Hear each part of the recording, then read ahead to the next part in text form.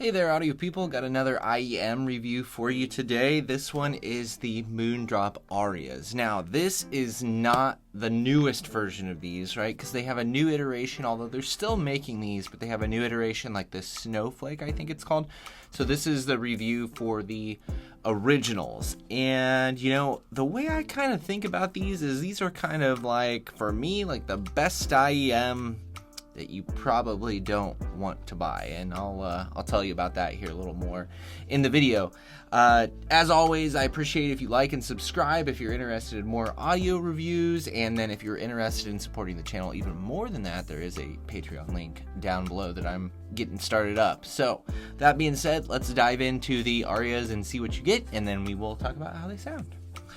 So Aria packaging is pretty nice. It's definitely nicer than, you know, any sort of like $20-$30 IEM that I've purchased. Now these are like a $70-$80 IEM, but I bought mine used, and they're pretty regular on the used market now for around $50 if for some in good condition like the ones I got. So you got a little sleeve here. You know, Moondrop does the anime girl thing, which you know, I guess fits its maybe target market pretty well. You know, it's a decent little package here.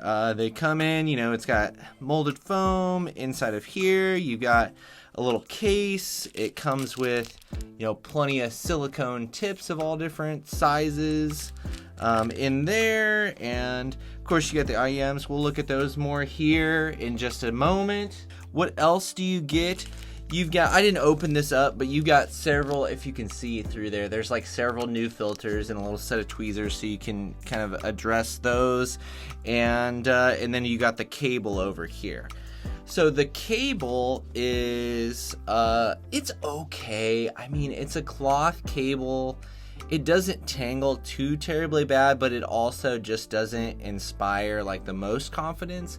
You can see that these are 2 pins, and they've got the little the typical little ear hook things on it, and then it's a 90-degree 3/4 inch in here. So again, nothing, the cable is moot, right? It's okay, it'll get the job done, but it isn't the best thing in the world. Okay, sorry, another distraction. We'll get this done, I promise. So, packaging, pretty good. Cable, okay. Tips, I didn't use any of them, but I'm sure they're silicone tips. I'm sure they're fine, right? Let me shift some of this stuff out of the way, and we'll just start talking about the IEMs here, which I have a lot of good things to say about them. So the Arias here, they seem to have a pretty typical Moondrop build to them, which is to say it's metal. It's pretty nice. They've got, you know, a pretty subtle understated paint job to them, which I appreciate. It's kind of a matte black with a little bit of, what are those? I don't know, silvery gold accent thingies on there. Okay, they're on the smaller side for IEMs, although not the smallest. Just for comparison purposes here, since I have them right here, this is the Moondrop Chus, which you can see are just itty bitty. But then a lot of the plastic IEMs are a little bit bigger than this, though, when it comes down to that. So the build of the actual IEM is really, really nice. Now, personally, I paired them with a Triple Win Zani cable, and I like these. I'll link them down below. They're a cheap cable, but you can get them in any termination you want and pretty much any color you want, and they feel a little bit nicer to me, and I don't know, I just like that cable for a cheap IEM cable. So talking about sound, and this is where we get into these I think are like one of the best IEMs that you shouldn't buy.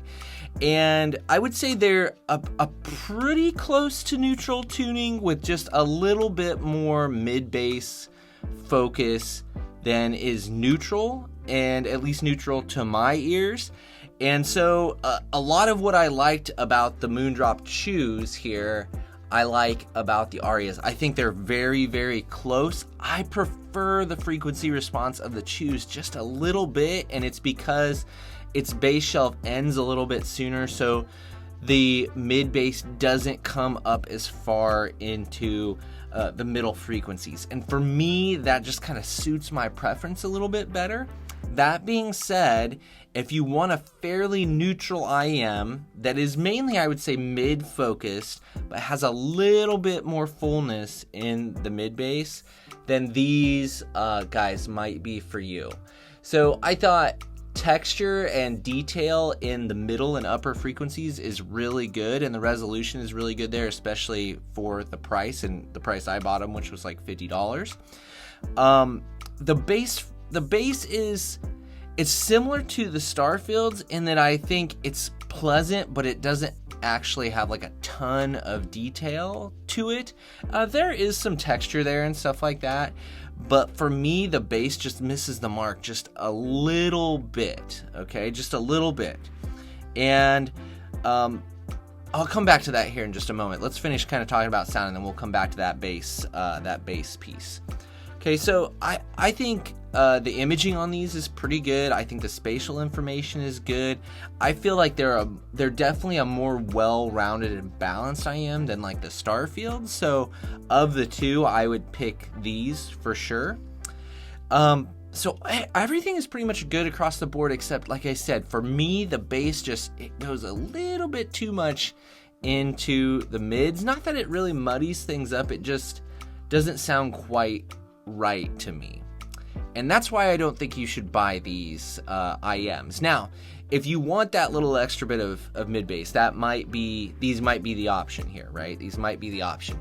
But looking at the frequency response graphs, which I'm not a big measurement person personally, but looking at the frequency response graphs, because I was curious, because I was like, wow, these sound a lot like the Chus, except there's a little more mid bass. And I looked at Critical's graphs, and I'll link to his site down below so you can go check those out too. And I saw that, yes, that was exactly what it is. It's very similar tuning to the Chus, except the bass shelf goes a little bit further into the middle frequencies. So then I checked to see if he had the new Aria Snowflake graph on there, and he did. And basically it brings, it's a very similar tuning, but it brings the bass down just like a couple of dB.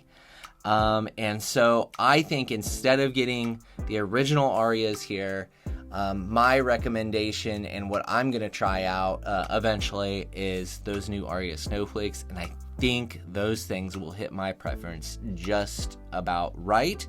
And my hope is that they will be like a better resolving, more detailed set of Chus, because again, for $20, these Chus, I just really like these things. And so thinking about like, I did all those big IEM reviews a while back in March. I did like my March IE Madness, and the ones that actually won that were the Shure Tape Pros. Well, those have a lot more mid bass than the Arias do. And so I think if I were to do it all over again with the IEMs that I've heard since then, I think right now my two favorite IEMs are the Arias and the Chus, and those are both IEMs that you can get. You could buy both of them for under $100, right? So I think for me, I'm gonna try, well, I got a set of Quarks coming, because those are, like $12 Moondrops, and we'll see how good those are. And then I'll probably put the Aria Snowflake on my list as well, and those will be coming at some point in time. I don't know exactly when. I might wait for a good used deal on them. But again, I think I'm just gonna close this out by saying, wow, can you get some great sound with some of these IEMs for very, very reasonable cost. So I think pairing, and I still need to do a review of this, but I got my Cayin RU6 here, and I just absolutely love this thing. It was a great pairing with the Arias. So I think something like this with the Arias, or like the Aria Snowflakes, that's going to be a great chunk of sound for $300. I also used it with the Q2L X5K, which if you like to play with EQ, that's a good option for pairing with IEMs and easier to drive oversized headphones. And then of course I use my X-Can, which is always one of my favorite portable devices. So I think Moondrop Chus, Moondrop Arias, Aria Snowflake, We'll try the Quarks. I'm assuming they'll be decent too, but the Moondrop's just got a lot of great. There's just so many great IEMs out there for under $100 anymore. It's crazy how good a value those are. All right, I think that's going to do it. I hope this helped. These IEM reviews go pretty quick because there's a lot less to talk about with like build and things like that. But, you know, if you're into these, I've been trying out more IEMs lately. I am going to do some speaker reviews coming up here as well. And of course, I'll keep doing headphone reviews and things like that. So if any of that interests you, please subscribe to the channel.